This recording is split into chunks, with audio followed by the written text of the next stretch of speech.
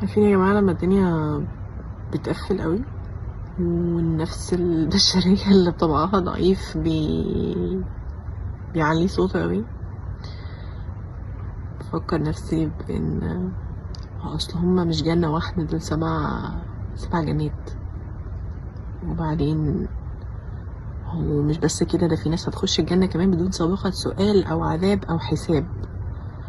في ناس كده هتطلع من القبر على الجنة على طول، مش هتتسأل، مش هتشوف أهوال يوم القيامة، هتبقى عندها ظل ربنا وداخلة الجنة على طول كده.